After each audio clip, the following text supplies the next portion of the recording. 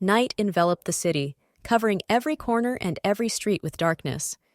Only the lights from the houses illuminated the street, creating an incredibly romantic atmosphere in the city. "I like you," I whispered, barely audible. "I think I fell in love with you," I said, nervously tucking a lock of hair behind my ear and lowering my gaze awkwardly. "Why?" said the young man uncertainly. He was confused and embarrassed by my confession. You couldn't see his eyes, but you could tell from his lips how surprised he was. "Well, I like the way you look when you smile. I like the way you watch over me." Confessions poured out of me in an unstoppable stream. "And I like how brave you are as a knight. Also," I wanted to continue, but got choked up, realizing that he was standing silently. Why is he silent? Why doesn't he say anything? I'm embarrassed. Oh, it's probably true, I thought feverishly. He doesn't feel the same way about me. A lot of thoughts swarmed in my head. I got nervous. I drank a little alcohol to build up my courage and be a little more relaxed, but it only seemed to make my condition worse. I expected it, but it still affects me a little. Now that I think about it, he has a low voice.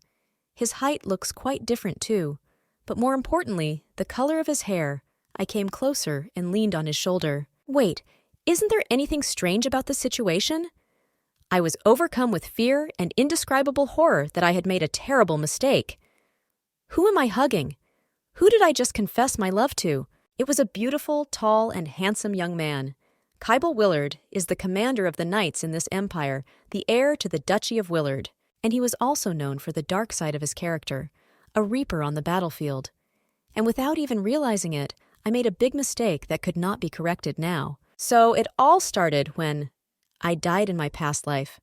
The circumstances were mundane, but my consciousness was teleported into this dimension. Reaper on the battlefield is Willard is a handsome young man, eyes and dark hair.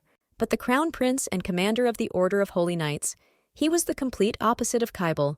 He had blonde hair, but gentle and always smiling light eyes. "Hello, Priestess Ranesha," he addressed me.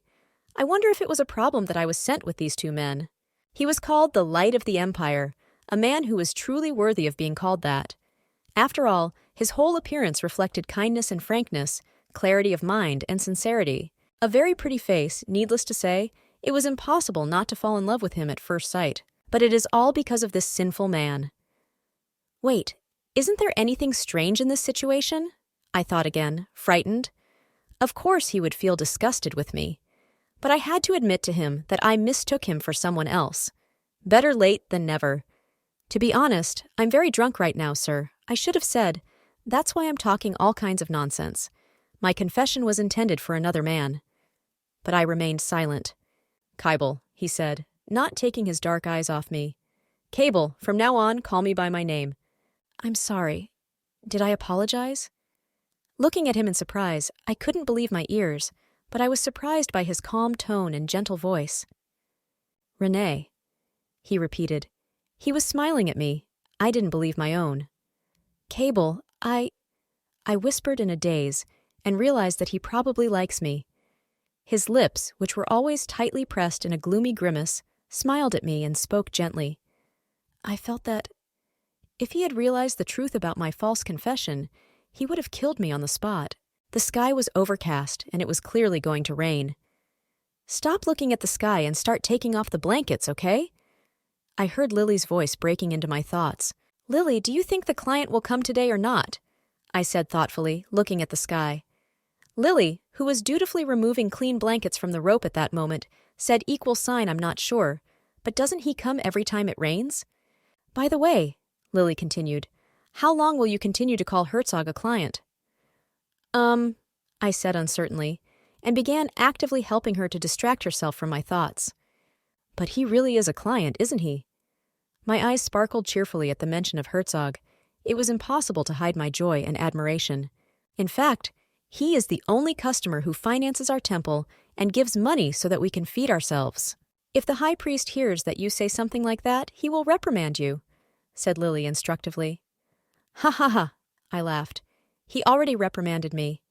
While removing the blankets, I continued to think, I wonder how many hours he will come today. Ha! But if I make one more mistake in front of a client today, I think I might actually die. Once, I already died, but I don't want it to happen again. There's nothing special about it.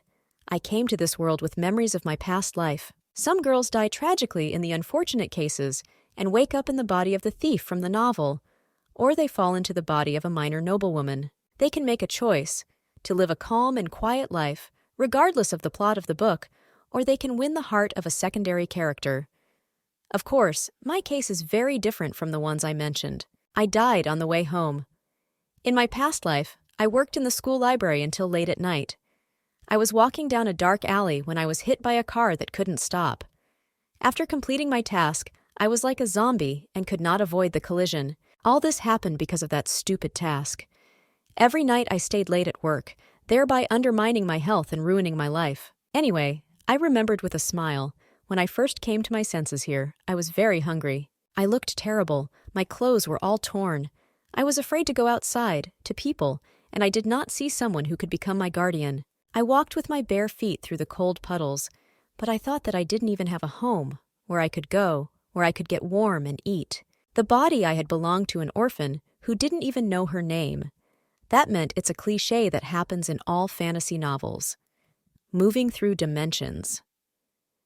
Although I realized what had happened to me, I had no chance to wonder because I was very hungry. Has it been 4 days already?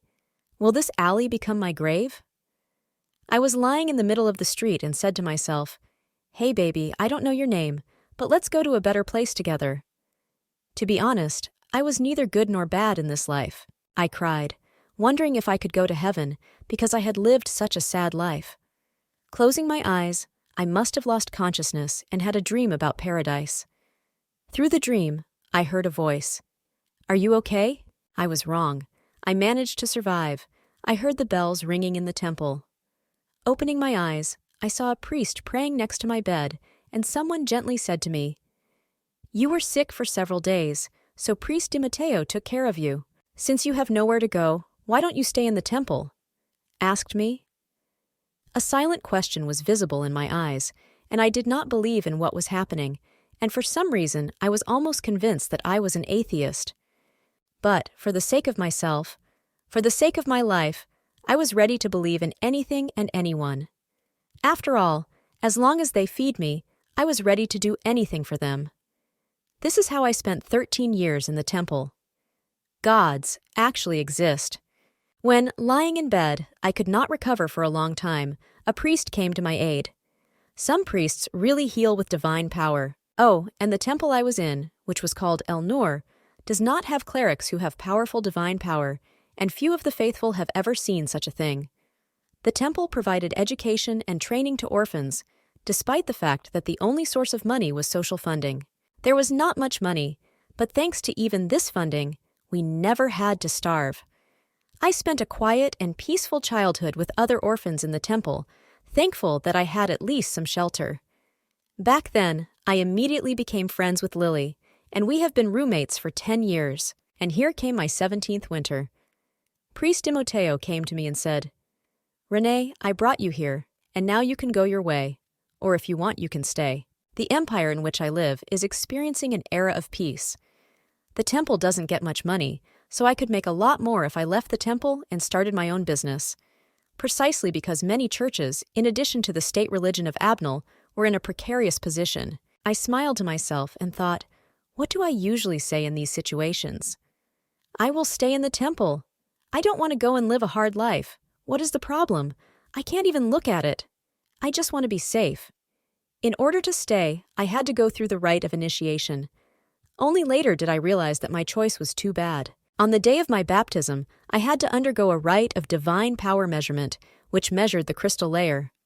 Oh, something, really from the world of fantasy, I thought, and touched the layer. And it turned out that the problem was with my powerful divine power. The sphere began to shine brightly, illuminating everything around, which blinded the eyes. And I'm not kidding when I say she's incredibly powerful. Everyone around was shocked by what they saw. I was stronger than the priest number 1 in our temple. My strength was equal to the strength of Abnel's priests. Looking at my hand that held immense magic, I thought that I had lost my best chance to leave the temple. And it was right. Smiling to myself, I decided that I got it. And now I have become an exemplary servant of the temple. and these thoughts inspired me a lot. I became an important person for the church, but this meant that I was doomed. Priest Timoteo was one of the first who brought me to receive the high priests. And if I was a person of inferior origin, this priest and I were received with special courtesy. They sent me to very profitable places and considered it normal. Everyone bowed before me, called me Nadia El Noura. I awkwardly looked away, but only smiled. I was sent to very dangerous areas to earn money. It was very dangerous there. Having removed all the blankets, Lily was going to go into the temple premises. I kept thinking about the Greek, how merciful and compassionate he should be. These very thoughts made me sad. I was very tired. Carrying a heavy basket with blankets, I groaned. "Lily, do you still have work for today?" "Yes, it remains for me to prepare a room for the Duke." "Wow, I'm so excited for you," I said tiredly. "Why be jealous here?" Lily was frankly surprised. "I will have to sit in the room and do nothing." "The problem is just sitting in place," I answered her. "Imagine how it is to sit across from a sleeping person who can kill you for the slightest rustle. If you make a sound and accidentally wake him up, you will die instantly." "No, he is not one of those who can kill a person so easily, is he?" Lily said with hope in her voice.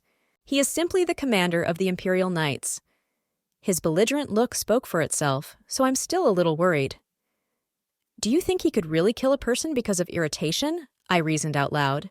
"Aren't you a priestess representing El Nur? Sure, if the gossip is to be believed, the Duke can kill you with the snap of his finger, but wouldn't that get him into big trouble?" Yes, indeed, satisfied, I smiled. I realized, for him, killing someone like me would be too troublesome. You have to think positively. "Thank you for the good advice," I cheerfully told Lily. "You are welcome. Oh, Renee, it seems like it's starting to rain. Bend over and don't let the basket with things get wet." I suddenly compared myself to a basket and decided that my significance was lower than his. My significance, in comparison with the mood of the Duke, is extremely small, and now I generally give in to some inanimate blankets. I'm probably committing a crime by comparing the two, but it's so humiliating. What am I thinking about? For me, my life is more important than anything. He is not the one who can kill a person just like that? I thought with hope. In a dark room, I tried to light an extinguished candle.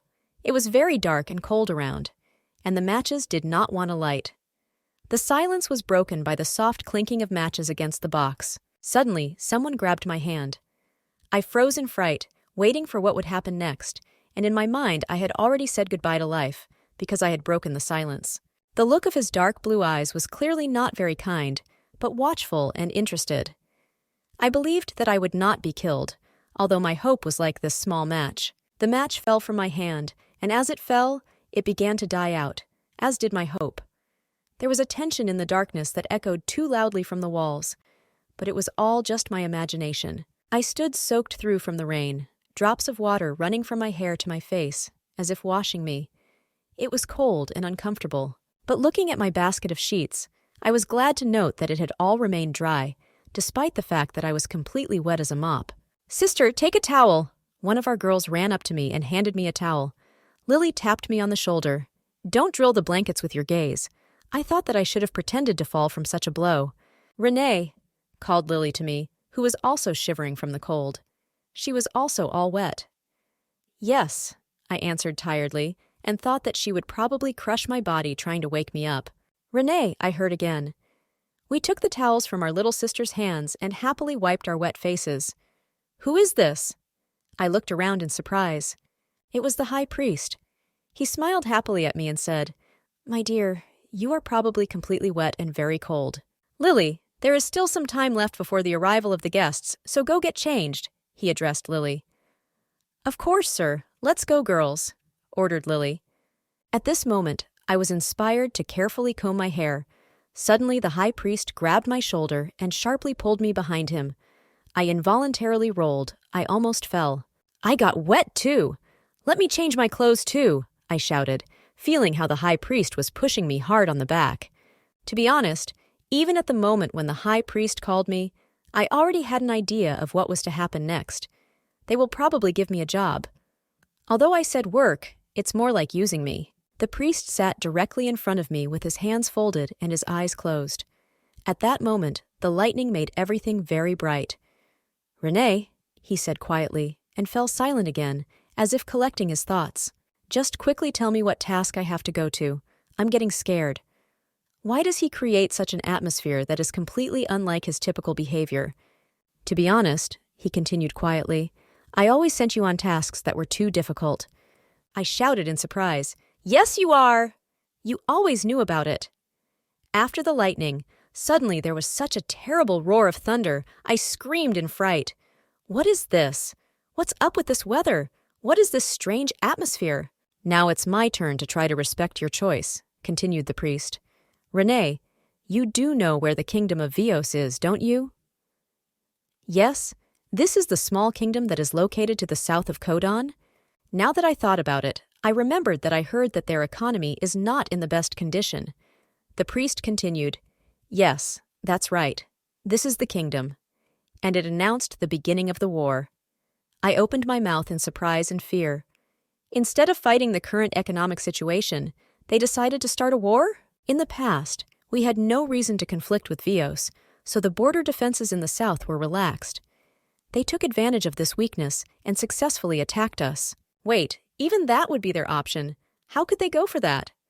The kingdom of Vios is 1/10 of our empire.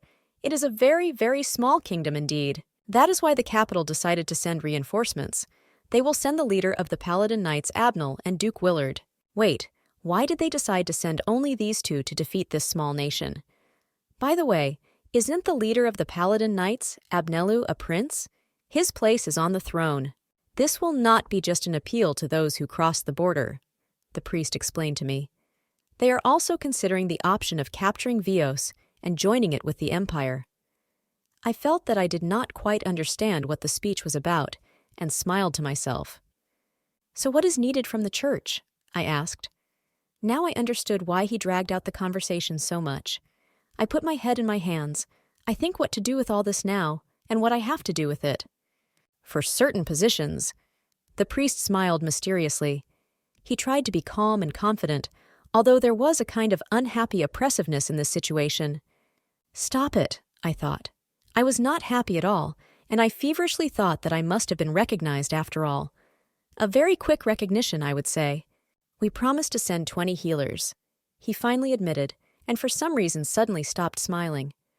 Sweat dripped profusely on his forehead. If they need only 20 men, then Abnel's temple can easily provide them. In addition, if the commander chief of the Paladin Knights will also participate, Abnel will support them. It is so.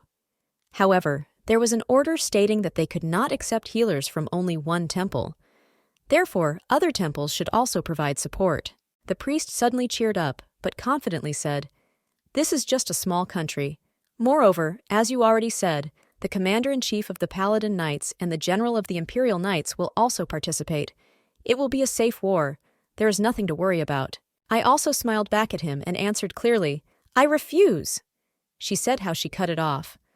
The priest, not expecting this from me, was clearly confused. Renee, think about it well.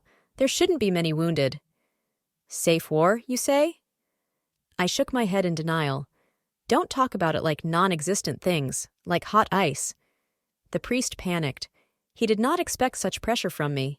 I am a person who wants security more than anyone else. A safe life is the best life. What did they tell me in my past life? That I should be a purposeful teenager? Because of this desire, or something else, I lived my life listening to nonsense and being taught that even if I was being exploited, I should think of it as a life experience. This time I protest and want a simple and indifferent life, receiving only the most basic knowledge of treatment. Why should people strive for something in order to live? Aspiration and imagination, unlimited fantasy. They said that it is impossible for me because I do not make any effort. To my surprise, I gained tremendous strength. Fortunately, El-Nur is not so famous, which is why I am not called to work so often. Of course, wherever you go in this world, no, rather in the dimension, even if you are a simple worker, you will be treated like a slave. Renee smiled her bright working smile and assured, But I can handle it. Now I am completely satisfied with my life path. So how can I enjoy life now if he sends me to war? Before this, I used my powers to heal sick aristocrats, and now he's telling me to use them throughout the war to heal dying people. Besides, I don't want it, so it's definitely going to be a long ride. Father, I finally said, I am afraid of war. I don't want to be in a situation where people's lives will completely depend on me. Hoping for understanding, I looked imploringly into the priest's face. You said that you respect my choice, right? If so, don't force me. I would prefer to do something else during this time. The priest patiently listened to me and answered, There will be payment. I'm sorry? I was surprised. I did not expect this. 300 gold, answered the priest, smiling. If this campaign succeeds, that is, ideally, everyone should be given 300 gold. 300 gold, so you understand, was equal to 3 months' savings of the temple. Priest, for ordinary people, this is usually too much money. I probably answered with too much optimism. Healers should not allow injury on the battlefield. The priest, somewhat surprised, mumbled, But I was already overcome by such. From the amount I heard, it was really a lot of money. I just beamed from what I heard. I was taught that this is the role of those who deal with the enemy. The priest was even a little embarrassed by this turn of events, because I unexpectedly changed my opinion in the opposite direction. Someone will say, How can you be so venal? I don't remember teaching you that, he muttered, but the amount was really too big for such words. I will go, I said confidently. I'll go. No matter what, these 300 zlotys will be mine. I already started counting in my mind, 300 gold, savings of the temple plus other savings and the like. I was full of joy, and even so, after counting, the balance remained simply huge. In my imagination, jewels and diamonds began to circle around me. I was over the moon with happiness, just from dreams of a good life. Heh? The priest coughed, thoughtfully rubbing his beard. Didn't you say a minute ago that you were afraid? He was a little scared by my state of euphoria and desire to get a lot of money. Yes, but with this lightning, divine enlightenment descended on me. I realized that I had to live to save other people's lives. It doesn't matter if it's hierarchy or democracy, the real variable is materialism. I consider myself fully prepared for the struggle. I'm telling you. I'm trying to say that I want to live a simple life without big and significant changes. But since money has ruled the world since ancient times, if one wants to become noble, one needs a great fortune. Therefore, if I become rich, I can become a saint of this religion. In my mind, I already imagine myself as a priest who helps a large number of people and gives them hope for life. I also imagine myself in a big, beautiful city where I could study and enjoy life. If I get rich, I won't have problems with assignments and exams anymore, right? I could easily use it at school and go to a cafe with a book every day. I could even become the owner of a coffee shop that everyone would admire. Dreaming like that, I got up and headed for the exit. The door creaked for a long time, reminding me that it is still too early to dream of great achievements, although this is my dream, which I would not have been able to fulfill in my past life. But I will confidently move forward and do everything to make it happen in this life, in this dimension. But for this, you still need to work well and hard, even risking his own life. To begin with, I need to go and get ready for a meeting. I decided that I need to act gradually. Not everything works out at once. For starters, I need to change by the time the customer arrives. Although my dress had dried while we were talking with the priest, it was still dirty. I thought about my client that since he has a lot of financial support and is also going to go to war, it wouldn't be too bad if I got a little closer to him. And in that case, if we already know each other, will he save me if I suddenly find myself in a difficult situation? I reasoned, throwing off my dirty laundry. I was a little afraid of him. One look from him made me sick and goosebumps ran over my skin. If, of course, he doesn't kill me before that, because I will annoy him. My heart was pounding so much with fear, I think it could be heard in the whole room. Lily looked at me questioningly, waiting for me to tell about the conversation with the priest. I decided to casually ask my friend, Lily, will you join the war as a healer? To which she answered yes without thinking. Lily had the second rank in divine powers, unlike my first. Are you not afraid? I looked back at her in surprise. She immediately agreed without even asking or clarifying anything. Brave. No, she answered calmly, because the head of the Paladin Knights and the commander-in-chief of the Knights will also be there. A healer who quietly hides in the back of the camp doesn't need to worry much about this. I was still so afraid that ants ran all over my body. I was very worried about all this, but Lily seemed so calm. But healers are very important for the military, so they won't kill us. Will everything really be okay? Won't we die? To tell the truth, to be a priest, it is not even necessary to have healing powers. In order to become a priest, you just need to come to the temple, and if you have at least some divine abilities, you can become a specialized priest. After that, there is a test of abilities, where it is discovered whether a person has healing powers. After their discovery, a person is given the title of a healer, and they begin to treat him with special care. Healers are also called healing mages. However, the ratio of priests is extremely high, to the point that there is even a special professional healer guild for travelers outside the empire. The guild is called Gloria, located in a large castle. If someone is accepted into Gloria, then he becomes a healer who is closely connected with the empire. You have military experience? Wouldn't it be useful to tell about it when joining Gloria? Suggested Lily. I replied that I don't think so. Just think, in this place you also need to get a qualification. I could barely contain myself from the tension. Lily sees all this as another extracurricular task. No, it's better to say it's like an internship in the empire. So what were you talking about? Lily turned to me, interrupting my thoughts. It seems like she could take advantage of that by presenting going to war as an experience of overcoming adversity, listing it on her resume. You are also going to war. Lily finally decided to find out from me. I have no reason to refuse when they promise to give 300 gold. So you are because of the money, Lila drawled disappointedly, and buried herself in her book, continuing to read. Listening to her turn the pages of the book in the sudden silence, I did not understand why she was so disappointed. Suddenly, I remembered that Lily always suggested that we enter Gloria together. If I enter this place, my employment will be much greater than now. And I don't really want to go there, since there will be many tasks that will require me to travel throughout the empire. Suddenly, Lilia got up and spoke angrily. With your abilities, are you really going to be unemployed all your life? Lily, how much she doesn't understand. What I went through, before my eyes, pictures flashed from my short but already unhappy life. I just wanted peace. To be unemployed and rich is the dream of many people. Of course, my dream is not to work hard and earn money, but to simply have money. And for Lily, this is a way to get a qualification. She wants to gain a lot of experience and knowledge in order to use it in her work. For me, this is a way to make money. But it seems both reasons sound rather sad, and they both carried danger. That's why both go through war, so this path must be passed anyway in order to realize any dream. But not everything is so bad.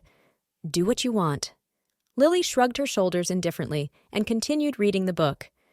Not wanting to distract her, I decided to go out. Oh, and did you write your name correctly in the questionnaire and? She shouted after me. Priest Timoteo checked him, right in front of me. How many years have passed since that mistake, and you still continue to laugh at me because of it? I answered, offended. Lily laughed softly. I hope she's joking? All this has a sad background. It happened when I first woke up in this dimension and became an orphan. I felt so happy to be dressed in the most beautiful dress in the world. It was just beautiful. Remembering my lacks I had, it was the most beautiful and most comfortable outfit. I was very satisfied. It was the first time I wore such chic clothes. The world around was beautiful. I was happy. Suddenly they asked me, "What is your name?" Surprisingly, I did not know the name. "Is my name?" I asked again. "That's my name," asked Priest Timoteo. "Oh, that's right." He suddenly realized that I didn't know him. I stood and did not remain silent, not knowing what to answer him, because everything was not at all the way he probably thought. "Do you mind if I give you a name?" he suggested. Anyway, I didn't know the real name of my body, nor can I call myself a name from my past life, as that would sound quite strange. No, I want to give myself a name, I firmly decided. At that moment, I felt this way for the first time. I realized that I really found myself in another world. From the moment I entered the temple, I decided to start living in a new way. I was satisfied with the fact that I was taken care of. I was given clothes, a roof over my head, and food. Everything was new and beautiful, so the name had to be new as well. The priest was so moved that he almost cried, so of course he let me choose my own name and agreed that it was a very good idea after all. But that was the wrong reason. El-Nur takes care of this young believer. Yes, so, to begin with, We will teach you to read and write," said the priest gently, taking his hands. I was infinitely grateful to him, and of course I agreed. My real reason is much simpler than you think. Is it difficult to learn to read and write? It definitely felt like I was in a fantasy world. The world of books was exciting and bright, and therefore, why not come up with a very cool name? It's like in a computer game. To start the game, you need to come up with a new name for the character. Looking at my image in the mirror, I tried to draw my character. Light brown hair and green eyes. Nothing came to mind. After looking in the mirror for 3 days, choosing a suitable name for myself, I decided that I looked pretty decent for the name Ranesha. And since I became a priestess, my full name now became Ranesha El-Nur. It is quite a decent name. Even the priest approved, saying that it is a very good name. But the problem is that I could not write. All my pens did not hold in my hands or broke. It was quite difficult to write such a name. Pens and paper were damaged during training. As I thought, maybe I should have chosen a simpler name? I said, putting on a blouse and feeling that I was stuck. Lily laughed softly at me. Is it possible to copy part of Lily's name and use Lulul? Is it possible to make it even shorter? Neen? I continued. Suddenly we heard a knock. We fell silent, listening to where the sound came from. We listened intently to the night silence, afraid to breathe. Looking out the window, I did not see anything in the dark, except for the rain that rattled on the glass.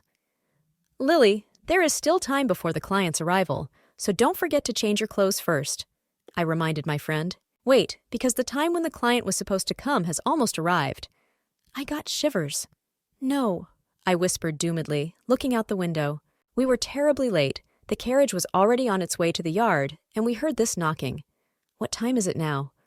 We talked so much that we completely forgot about time. I heard the door slam, and I was called. I ran as fast as I could through the corridors. Ever since it was revealed that I have considerable divine power, the flow of visitors to our temple has greatly increased. But, even so, the top of the nobility still prefers to deal with abnal priests. Therefore, compared to them, we did not have many visitors. The only thing that kept us competitive was the price. We had to charge less money for treatment as well. We tried to make money, but it only caused financial instability. However, about 3 years ago, Elner found a patron. Peeking out from the door, I asked breathlessly, "Has he arrived yet?" I remembered what they said about him, that he had won many victories in the war from a young age. It is said that the blade of his sword is always stained with blood, which is why he was called the Grim Reaper of Battles. He stood in front of the priest, tall and handsome. The priest turned to me and asked, "Renee, what are you doing there?" Inviting me to enter the room. Caber Willard. He is the head of the Duchy of Willard and the commander-in-chief of the Knights of the Empire. He looked at me with his gloomy dark eyes, from the look of which I trembled all over. Finally, I entered the room, hunched over awkwardly. "Oh, welcome," I mused. I did not want to provoke the anger of the guest for being late. "I apologize for being late. I'm really sorry," I said, bowing my head to the Duke and feeling guilty, because he is our top client. A cloud of gloom and anger clearly hovered over him. The sisters around me retreated in fear. I hope I will survive today, I thought. But he really comes here very often. He comes here to sleep. Why? At first, I was amazed myself. He was very exhausted. He needed to regain his strength. Therefore, the reason was obvious. There was no need to even ask. Only some nobles turn to the temple if they have trouble sleeping. Using divine powers to fight insomnia is a luxury not everyone can afford. But most turn to Abnel. He was the first to turn to Elner. Maybe because it was too noisy there from a large number of people, I thought to myself. And there could be problems if rumors spread that he was visiting the temple. Now that I think about it, as I walk him down the hall, I get the feeling that he sacrificed a huge amount of money to maintain privacy. It is for this reason that the room at the very end of this corridor is very much his personal. This is the room in which I can die one day, I thought, and said aloud, "We have already prepared your room." I tried to be kind and smiled kindly, inviting him to the room. He was too gloomy and pensive to pay attention to me, or maybe just tired. Although I almost died once, I suddenly remembered. It's hard to forget that time. Duke Caber Willard is a master who can use various sword energy techniques. It is very rare that this happens, even in the Empire. It is because of this that he has extremely heightened sensations. You can call it strange, but at first I could not know it. And once, at night, when the candle went out, I got up to light it. After striking a match, I felt someone grab my hand. It was so unexpected that I dropped the match and jumped to the side without looking where I was going. I almost crashed into the wall then, but the Duke held me so I wouldn't fall. Then I narrowly avoided a collision by stumbling. But I think of it every time I see the Duke. And I get cold shivers from the fear of what if he didn't stop then. After all, it could end badly. After that incident, I always sit quietly, like a stone statue, whenever he comes. He even responded to any sound. After so many trials and errors, I was afraid to even read books. After all, I once woke him up with a rustle when I turned the page. Therefore, I decided to use this time for meditation. He's intimidating and constantly ignores my attempts to talk to him, probably because he thinks I'm too loud. But today I had to ask him something important. When he took off his outer clothes and hung them on the hanger, I gathered courage and turned to him. "I beg your pardon, Duke." But suddenly it stopped. And if he has not yet accepted the title officially, I didn't even know how to address him properly. "I mean, sir." He silently looked back at me, looking darkly from under his forehead. I decided that this was a good sign to talk, in a pinch. It was good that he at least came back to listen to me. "I wanted to ask about the war." "Wars?" he asked in surprise. He turned his whole body towards me, not understanding what exactly I wanted to know. "What? Why is he acting like he's hearing this for the first time?" I was too stunned. Does he really not know? Is this even possible? "I heard that the kingdom of Vios started a war. I was sure that the head of the Paladin Knights and the commander-in-chief of the Imperial Knights would be there. But what if they weren't?" "Don't call something like this a war," he said calmly. His confidence really impressed me. He is a very brave warrior if he says so. Although looking at him, it was becoming scary just to stand next to him. Well, of course, the Duke won't even consider it a kind of war. I think it makes sense. He fought against much stronger opponents. The kingdom of Vios is probably too weak compared to us. I boldly agreed when I heard about 300 gold, but war is still war. And so I tried to improve our relationship to increase my chances of survival. I happily felt that my percentage increased significantly just from a few words. Smiling busily, with a hint of growing joy, I enthusiastically said, "Then let me be under your protection, my master." His face suddenly petrified and became very menacing. Involuntarily, I even heard something crack. My joy started to fade little by little, but inside I was puzzled by his reaction and it hurt me a lot. "Why are you telling me this?" I need to calm down and think about the chances of life, and I decided to explain to him what the matter is. I will also take part in the war, in the person of a healer. His face crunched again for some reason. "It's paper. How can he make such sounds?" Coming close to me, he said quite sharply, "Don't stand in my way there." His words sent chills down my spine. How many times I sat next to you like a statue so that you fell asleep.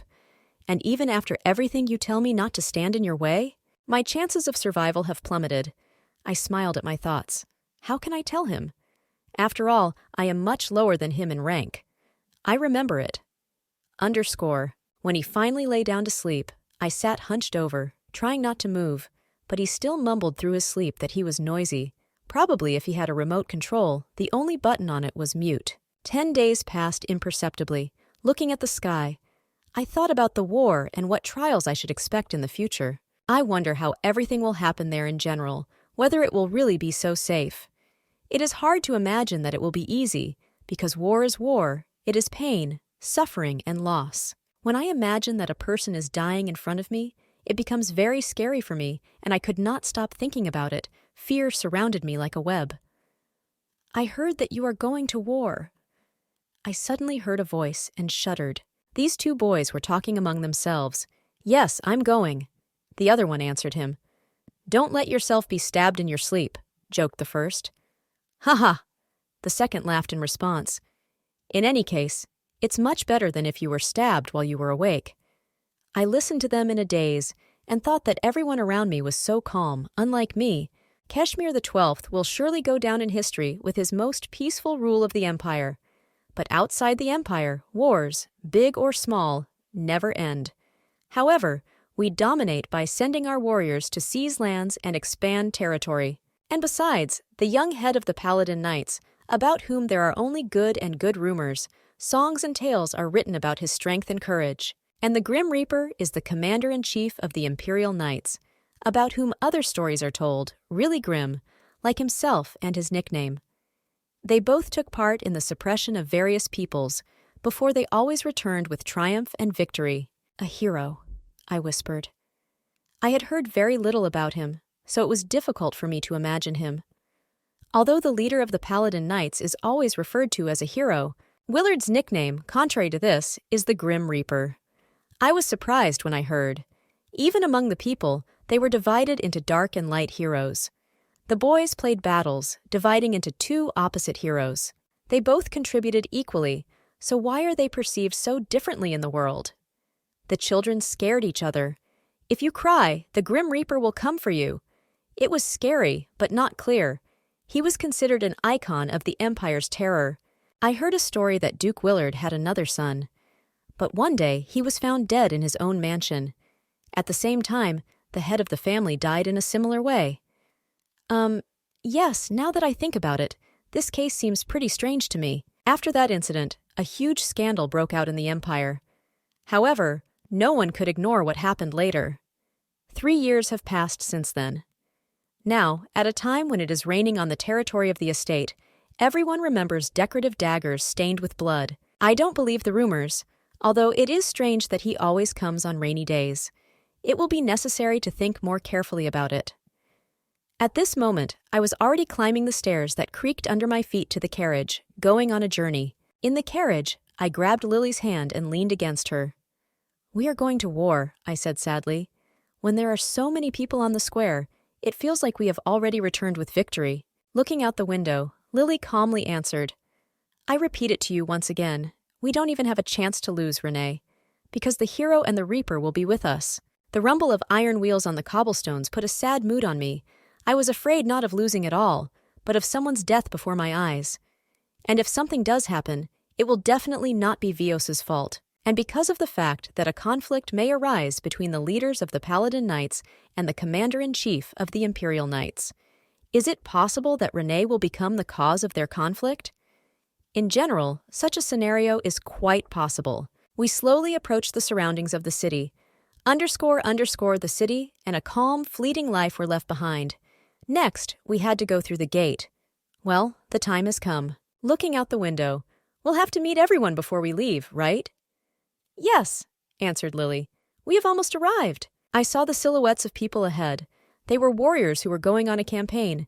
There were a lot of them, and they were all in different forms, which were very different from each other. This golden form belonged to Abnell's Paladin Knights. It is light and bright. Their whole appearance indicated that they were warriors of light, and other warriors in the form of indigo color. They were Nickel Knights, brave, and ruthless warriors whom everyone feared. We saw that Abnell's priests had also arrived, and it seemed that they were impatiently waiting for someone and looking. Amidst all this chaos, there was a palpable sense of excitement and anticipation for the events we were soon to approach. Oh Lord, we were late on our very first appearance. I jumped headlong out of the carriage and ran as hard as I could to the crowd. I was very nervous, but when we ran into the crowd, I had the feeling that we were not too late. No one was even paying attention to us. But, in any case, we are the only ones who came from Elner, so we had to report our arrival. Lily pulled my dress. "Look over there!" Lily whispered in my ear, pointing to the side. I looked around and grunted in surprise. I saw him. Hero. This man is the leader of the Paladin Knights, so we must report to him that we have arrived. Approaching him, I looked at him enthusiastically. Because I had never seen him, I could only imagine what he really was like from hearsay and stories. Just look at his hair. I knew there were a lot of blondes among the members of the Royal Empire, but this is the first time I've seen such a color suit someone so well. Elviniraz Kashmir. Kashmir is the surname of the imperial family, which means light of the world. It coincided that Elviniraz is the light of people. Now that I have met him in person, I can say with confidence that he lives up to his name. Is this the same Abnell sword that was forged 300 years ago? Why does it suit him so well? I can't say that I haven't met handsome guys since entering this fantasy universe, but this is the first time I've had such a feeling. After all, he looks simply stunning. He is the first after Duke Willard. An image of a gloomy duke suddenly appeared in my imagination for a second. Although I have the same impression of him as a zombie, always gloomy and not satisfied, and constantly muttering. And then our eyes met with Duke Elvenraz. His eyes looked directly at me, as if piercing me and penetrating my very soul. Maybe he can also sense people like his master? Is it possible to hear my thoughts? That would be very embarrassing. He headed in our direction and asked, "Surely you are priests from Elner?" His voice was calm and gentle, and his face showed no emotion. That's endurance. "We are very pleased to meet you," Lily and I muttered, and my voice trembled at the end. We were fascinated and confused and did not know where to put our hands, how to stand, and how to look at the great hero. "And you? Probably Ranesha Elner?" he asked. "Ah, so it's me." I was completely confused. I couldn't look away from his eyes. They seemed to be smiling at me, and I noticed that his eyes were also shining with gold. I am sure that if an artist painted him in the future, he would not use gold paint for his eyes, but would melt down real gold to create an authentic image. What a charming person. "I have heard so much about you, Princess Ranesha," he suddenly said. "Thank you very much," I answered quietly and bowed my head in front of him. Wait, what? What he said? Does he know me? What exactly did he hear about me? Even if he knows about my divine power, he must have met more unusual people in Abnel. I was clearly pleased with the fact that he knew me at all.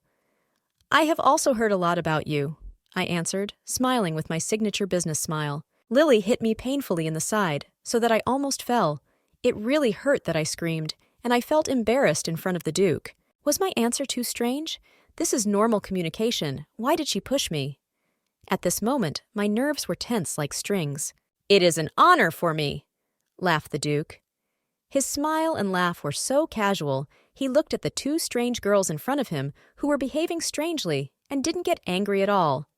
I suddenly felt sad and ashamed. My face became drawn and gloomy. My mood went nowhere. I don't know why this happened, but I don't feel better even when such a handsome man smiles at me. You've probably already heard about it." The Duke casually continued the conversation. "The territory towards which we are moving, the western border of the Empire, is completely captured by Vios. To begin with, we will withdraw troops to the outskirts, surrounding the enemy to support our position before launching an attack. If everything goes well, we will break into the territory of Vios. At this time, the healers will have to save." My hands clenched from the fear and responsibility that once again gripped me. The lives of people and the fate of the further development of events depend on me. People can die. No, they definitely can die if I do not cope well with my duties. It worries me a lot, and even started to make me a little nauseous. I'm just starting to calm down, but all this serious talk is making me nervous again. I was too depressed, and even though the High Priest and Lily said everything was fine, others were also calm. I'm the only one so scared of something. "Priestess, there's nothing to worry about," said the Duke in a calm voice. His eyes looked at me so gently that under this look one could not be afraid of anything. But I was so deep in my thoughts that I couldn't hear what he was saying to me. I must have lost my mind. The prince is saying something to me, and my thoughts are flying in the clouds. I must have become too bold after the night spent with the Duke. If it turns out I didn't hear anything, I won't be kicked out, right? "You have nothing to worry about, really," continued the prince. "We are Paladin knights. We swear by the name of Keshmir and Abnel." He solemnly folded his hands on his chest. For the speech, it was so exciting, because he is in front of me swore an oath. I was surprised by his action and behavior. "We will protect you, priestess, with our radiance." He smiled, and everything around lit up like a bright sun. I wanted to believe his words. I suddenly calmed down, even though I had been feeling too depressed recently. Although we had a supposedly normal conversation, I smiled reassuringly. Closing my eyes, I tried to establish peace and mental balance. I was infinitely grateful to the prince for his wonderful, soothing words. My chances of survival increased not because of the Duke, but because of my encounter with the leader of the Paladin Knights. Maybe it will be a pleasant trip for me. A few hours later, when we had already set off, I discovered that this was my big mistake. I was tired of walking and suffocating from the heat. Burning sun. I was holding on to anything I could hold on to and anything I could lean on. I was so sick. I felt like I was going to pass out. I kept thinking only about the war, but I forgot something very important. Our destination is the Western Codon. They say that the area there is mountainous, and the mountains have several hundred peaks. I began to doubt whether we really had a hike or some special training. I was already too exhausted and did not have the strength to go. "Home! I want to go home!" I moaned, pounding the mountain with my fist. "Even if you don't have a home?" Lily looked at me questioningly, realizing that she was not supporting me, but only worsening my condition. I burst into tears at her words. I understood that she was right, but I asked her, "Lily, could you not imagine that the temple is my home, and I already want to return to him?" "What, 2 months?" After 5 hours of hiking, I wanted to return. "Damn it!" I cursed, but I walked up the stones. It was very difficult. The mountains were steep, the stones were constantly falling down from under my feet. It was getting harder and harder to climb. I knew it would be difficult, but not this much. I wanted to scream and call for help. It was only the 4th day of the hike, and we had passed only 2 mountains. Apart from the walking, everything was going great. First, we came through the mountains to the residential areas and rested there. After that, we checked our condition before going on a hike. I kept thinking about the reward. 300 gold, 300 gold, I repeated like a mantra. And that calmed me down a little and gave me strength. Our military went on the attack soon after that. I anxiously looked into the distance, waiting for news and possible wounded. Fortunately, there were only 2 victims who sought help.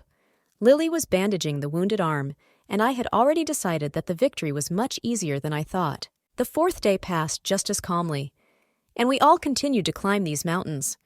Was the economy of Vios in such a bad state that they decided to fight for these mountains? It seems that it would be wiser for them to attack a less armed country.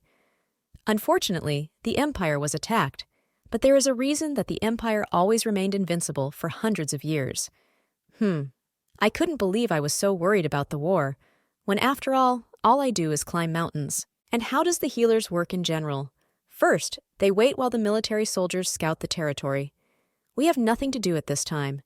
We sit and wait or go for a walk. Second, when the soldiers return, the healers have to heal them and give them new strength and energy. Usually, this is done by priests of Abnel.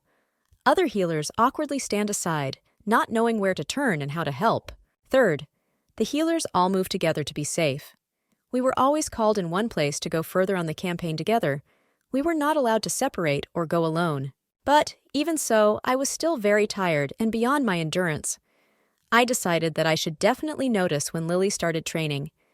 Every time I think about 300 gold, I get a rush energy and strength. After all, it was strange to remember that the war seemed terrible. In that case, I will most likely die due to my poor stamina. Maybe it's because in my past life, I lived in a peaceful country. It turns out that a healer can only use a limited amount of power per day. It was obvious that if you used up the reserve of your powers, something terrible would happen. In order to avoid such situations, there's a whole set of rules set by the rulers for healers during wartime. To be sure that the healer is able to use his powers in emergency situations, they should always assess the situation and resort to force only if necessary. I rejoiced at such conclusions and decided that I could help myself. In any case, the loss of my ability to walk would greatly harm everyone, and this could not be allowed. That is why I held back until this moment, but if you think like that, the immediate danger is a collapse. Lily suddenly approached me. "I was looking for you. I was wondering where you went." "Reconnaissance before this was not so difficult," said Lily, "but it will be even more difficult when we get closer to the mountains." "Why? Too cool?" I was surprised. As it turns out, it was not difficult yet, but it will be more difficult in the future. "Yes, but also that there are many caves where you can hide." "Of course," I answered sadly, realizing that from this moment on, there will be more wounded. And when that happens, I will no longer have the opportunity to heal my tired legs. You need to hold on. Even steeper mountains? Even more severe? We pitched camp at the foot of one of the high mountains and waited for a reconnaissance of the soldiers, who were to inform us whether we could move on. If 12 out of 20 are their family, of course it will be much easier for them, thought Lily, tying the dress on my back. We sat in the tent and gathered strength and energy. They are just as good in mountain hikes. Is it fair that they even have less stamina? They have been to war many times, so they have much more experience. "That's all," finished Lily with a tie, and I went outside. Now that I think about it, Doesn't the main member of the expedition have 10 years of experience in such campaigns? Rise, Priest Varsi interrupted my thoughts. The soldiers should have already returned from reconnaissance. We were tired, but barely left the tent, yawning and trying to stretch our arms and legs. Looking at the high snow-capped mountains, I thought, how are we going to get up there tomorrow? And today, we are already so high. The problem, most likely, lies in this, and not in the war itself. Suddenly, I heard a shout, "Healer, hurry!" The scream was frantic and full of pain and desperation. It gave me goosebumps from that scream. "Is it from the camp?" I asked, when the healers ran past me, ahead of each other, wanting to help the injured. I saw how the head of the Paladin Knights was talking to his subordinate, and I tried to find out from him what happened. I stood behind everyone and did not hear or see what was happening. Therefore, not knowing the situation, I decided that it was better for me not to take part in it for now. When I saw the picture that opened, I was shocked. The wounded continued to scream and call for help from the healer. I was shocked. I couldn't move. The scouts walked barely on their feet, holding on to each other with their last strength, and crying for help. Blood gushed from their wounds, which soaked their clothes, and it seemed that blood was coming from all directions. "We urgently need a healer." They were already whispering imploringly. I looked back at them and saw the face of war. That's what it is. Pain, suffering, blood. There were a lot of wounded. Almost everyone had some kind of wound, strangely enough, but they did not abandon any of their soldiers, and those who had at least some strength to walk carried the wounded on their arms and shoulders. "What happened?" I asked excitedly, running up to the Duke. "We were taken by surprise," he answered restrainedly, but tension was felt. Maybe they were hiding in the east, so they thought that the unarmed knights who went to the west were not harmed. It was sad and painful for him to watch the suffering of his wounded soldiers. "Where is Priest Varsi?" he asked. I answered that he was not there. He went on an errand. "Then heal him," he said, looking at the wounded man. "He is not well. Heal him immediately." The wounded man lay covered in blood. Sweat mixed with blood ran down his forehead. He moaned and begged for help. It was hard to watch, and some action needed to be taken immediately. After all, I am a healer, and it is time to show my power in action. With a cry, "I will at once," I rushed to him to save him and relieve him of his suffering. I bent over the wounded man to examine him and understand the severity of the wound, and to choose methods of first aid. The wounded man kept quiet so as not to disturb me, but it seemed that his body froze and stopped, waiting for help and a result. The prince stood and looked at me with hope, quietly said, "Heal him, please." It seemed that the life of the wounded knight had taken over him completely, and this was his only desire. We heard a murmur of some noise, which briefly distracted our attention. Where it came from was not clear, but everyone turned to this sound, trying to understand what it was. I stood looking at the knight and did not understand why me. I was confused by this thought. Why did he turn to me? After all, he is the leader. He should have chosen any of the healers. "I will do it," I shouted resolutely, discarding all doubts and insecurity in my own strength. I decided to do whatever the prince asked me to do. "This is how I know that the priest Varsi can completely cure him," said the prince. He was mulling over something, considering the options, although the options weren't really many. "Ranesha takes over his treatment right away." I was shocked by these words, and at the same time I was pleased by these words. After all, I became a priestess only 3 years ago. Obviously, Priest Varsi had more experience compared to me, so why me? But the prince personally asked me, so I can't just ignore his order, and it's necessary to save this man as soon as possible. I sat down next to the wounded man and began to whisper prayers that would help the suffering and wounded man. I tried to abstract myself from everyone and everything that was happening around me, trying to focus only on the wounded fighter. All the others watched me with interest and quietly whispered to each other. I tried not to pay attention to it, giving my strength and energy to the victim. My hands were glowing from the flow of energy that I was giving to the fighter, and it must have been an exciting sight that everyone was watching with such interest. Later, when we talked about it with Lily, she suggested that it was most likely that the leader of the Paladin Knights could sense the level of the priest's divine power, which is why he approached me. He apparently noticed that your divine powers are greater than Priest Varsi's, and therefore, instead of exhausting him by forcing him to spend 90% of his divine power, Isn't it more effective to tire you out by spending only 30% of your power? I know that, I said. I wonder if that's why he summoned me, even though I'm from a very small temple. And this despite the fact that they already have healers from the capital temple. A wounded knight, whom I healed, approached me and began to sincerely thank me. I woke up 2 days ago, only thanks to you. I sincerely thank you for this. I just waved my hand as if it were such a small thing. Don't mention it. Let only the light protect you from now on, folded my hands. I bowed, accepting thanks. Other priests whispered behind my back. It was strange and disgusting to look at the fact that they came to war, thinking that everything would be somehow different. This person and their leadership must have been humiliated because of me, I reasoned. Was this wounded priest Abnel? Priestess unknown to anyone. What are you going to do? Lily asked. I do not know. I unintentionally. At first I thought that they would call me to the roof. It meant when offenders are called to a quiet place and mocked. And maybe there is nothing wrong with the fact that I drew their attention to myself? We approached the kitchen, where dinner was being prepared, and quite large portions of soup were poured, and bread was lying around. Having taken my portion, I took a bite of the fragrant bread with pleasure, but suddenly I felt someone's hand take it out of my mouth. Priest Varsi is not feeling well. He needs to eat more to recover. The priest stood in front of me, but openly laughed at me, taking my bread from me. You don't mind, Priestess Ranesha? I thought darkly, how childish it is to steal my food.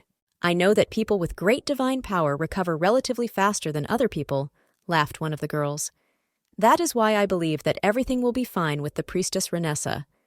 I thought that this was not entirely true, because my legs would not be shaking from the long walk if it really was. At that moment, the long-haired boy began to cough, clearly showing that he was unwell. I became his school. I got up and gave him my bread. It was like some dedication, but he continued to cough. And I just let them go, but it was the 3rd time today. But I was sure that I would not die of hunger, and the bread did not look very appetizing.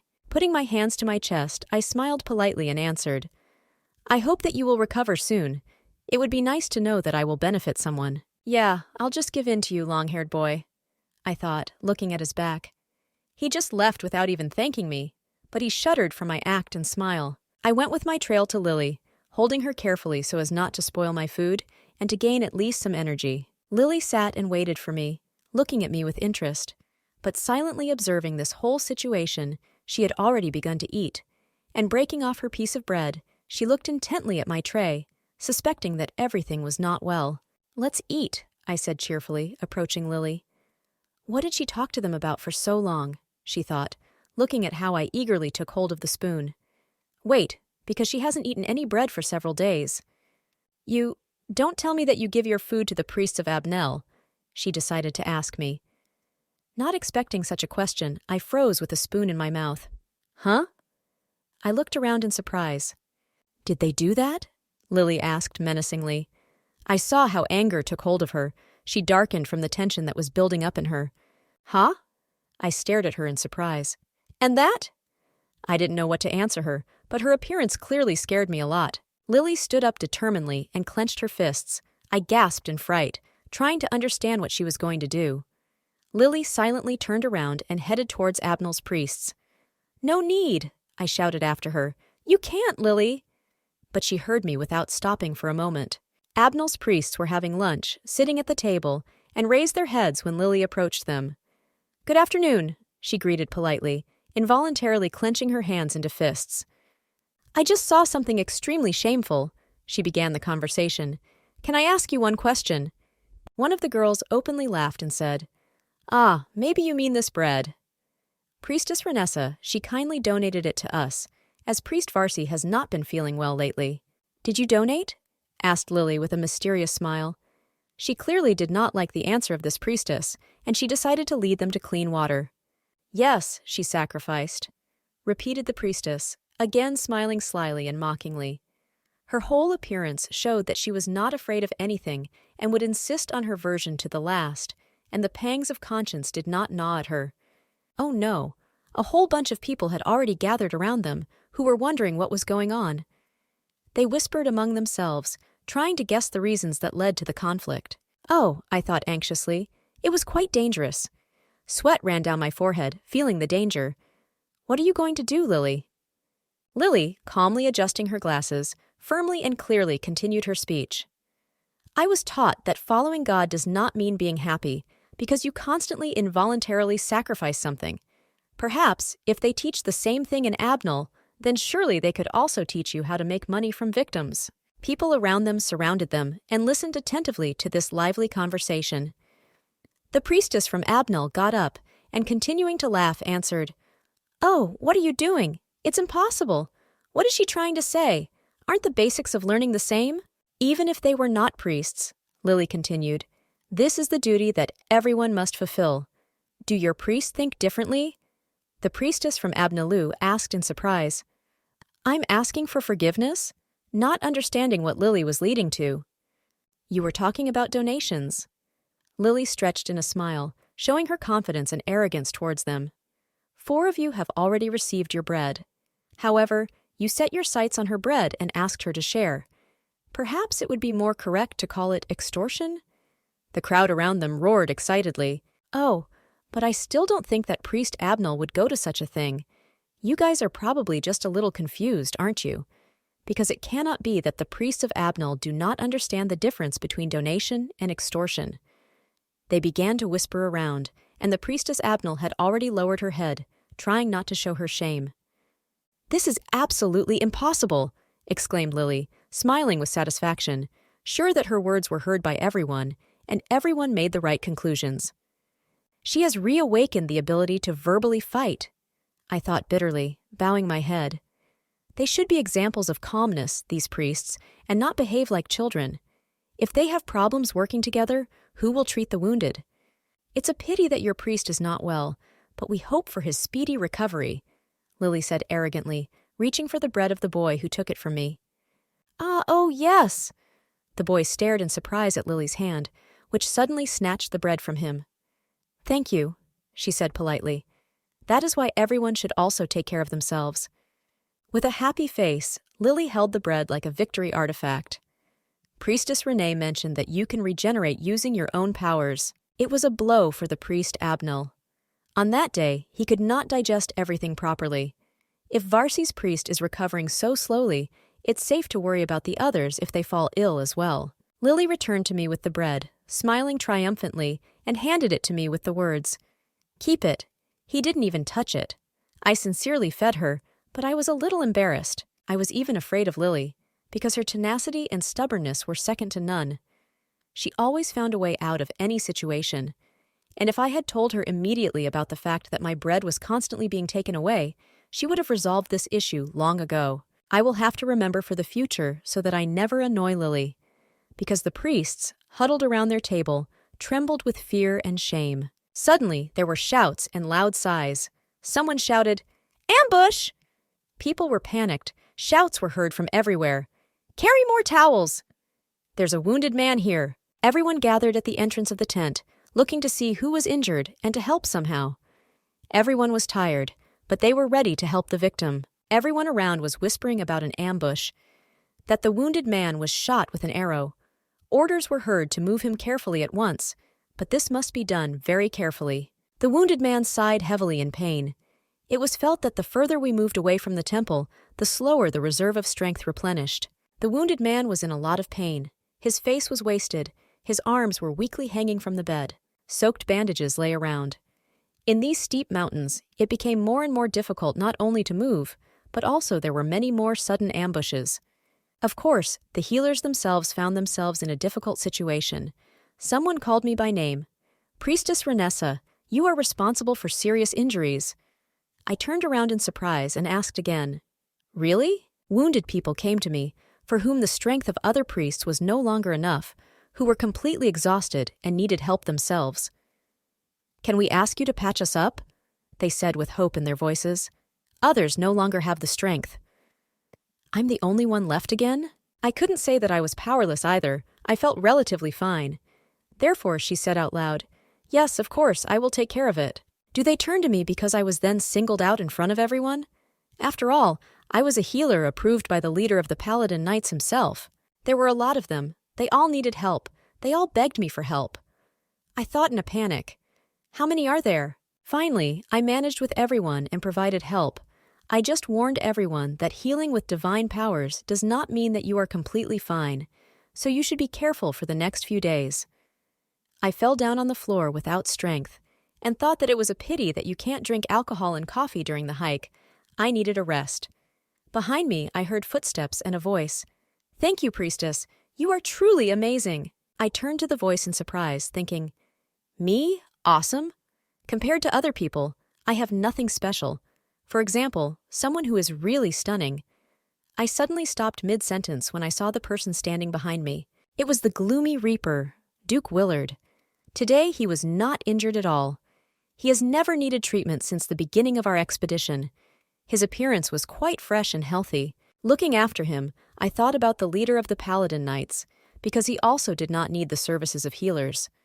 Although all the others were wounded at least once, as I thought, they are simply unsurpassed. Running out of my tent into the fresh air, I jumped up joyfully, feeling that I was alive. Sitting indoors, after all, is very tiring. "Priestess Ranesha," someone called me. I nervously looked around. Did they find me here? I just wanted to be alone, in the fresh air, to restore my strength and energy. It was Sir Gadriel. He was smiling cheerfully. "Oh, sorry, I didn't want to scare you," he said cheerfully. "All is well. But what happened?" "Does something hurt?" I asked worriedly. "No, I just wanted to thank you. Look here, priestess." He unwrapped the bandages on his hand and showed his wound, which had almost healed, leaving a small scar. "This is all thanks to your treatment," he said proudly. "Oh, really? Your shoulder has healed," I joyfully exclaimed, clapping my hands in delight. I was really pleased to see the result of my treatment. After all, the wound was very deep, and if I was even a little late, the result would have been clearly deplorable. "Will you have to go scouting again?" I suddenly asked gloomily. His face showed a look of dismay mixed with fear, but he nodded his head affirmatively. "Yes." "Are you not afraid?" "I'm starting to worry a little. Relative to the other healers, I was fine. It had been a long time since I slept properly." I sat down upset, but I almost cried. Looking at the sleeping, exhausted priests, I keep thinking about what tomorrow will bring. Everyone was expecting an easy war, but for some reason, every day, more and more people were injured. Am I the only one who cares? "I'm not worried about injuries," shouted Gadriel joyfully, "because I know that the priestess will heal me." "No, just be more careful and avoid injuries." Sir Gadriel smiled gently at me, and his smile meant to me that he was a fierce fighter who would go forward and stop at nothing. "If I run away, I will endanger the people who are following me," he said confidently. I looked at him with hope, feeling that my life also depended on him. "So shouldn't I be the one who takes risks?" he happily exclaimed. He was clearly pleased with the thought. He didn't care about future battles and my warnings. He is not one of those who graze the hindquarters. I thought with fright that this is why this man is on the front line. His fighting spirit ignites everyone and destroys everything that stands in his way. "Accept my apologies." I bowed my head to him. "Huh? You have nothing to apologize for, priestess," he exclaimed. "Our commander easily sweeps the enemies with the holy sword, so I'm not afraid. The very blessing of light is with us. Indeed, just one look at the sword was enough to understand that this sword was special. The figure of the leader of the Paladin Knights with a huge, luxurious sword, and the way he protects his brothers. It must be quite an exciting sight. I've never seen it with my own eyes, but it's obvious. I think he looks very reliable," I answered calmly. "That's right, so you have nothing to worry about," Sir Gadriel reassured me. Suddenly, he leaned into my ear and began to whisper. "Actually, I wanted to tell you." Why is he whispering? I thought. "The commander was talking about you, priestess." Sir Gadriel laughs, but was satisfied that he told me a secret that actually excited me very much. "Commander? Paladin commander?" I thought in surprise. "Why does he need it?" I asked. I lowered my eyes in embarrassment, but I was too stunned by this news that I was almost out of breath. This cannot be. What should I do, Lily? I turned to my friend in my mind. "Well, he said that the priestess is here," Sir Gadriel continued, smiling happily. "That you are God's messenger." I was confused. "So Elviniras called me a messenger of God? What could that mean, huh?" What is not too much is an understatement. Trying to find a good name, I settled on Ranesha. but the messenger of God Ranesha. For some reason, this confuses me very much. Most likely, the divine power of the priestess is enormous. Therefore, I will deal with Vios without worrying about anything. Gadriel shouted loudly, jumping up to the sky. Looking at him, trying to restrain his ardor, I exclaimed, "But I will not be able to save a dead person." Finally he left, I thought, holding my head. After such a long conversation, compared to the other nights, he was too energetic. It tired me a little. But, am I a messenger of God? Thoughts about it now did not give me peace. A person who seemed to have just stepped off an icon called me that? I couldn't believe it. It's not just a person, it's a person. Perfect, like a sculpture in a temple. He himself is like God. I couldn't believe that he called me that. It was too strange and unpredictable.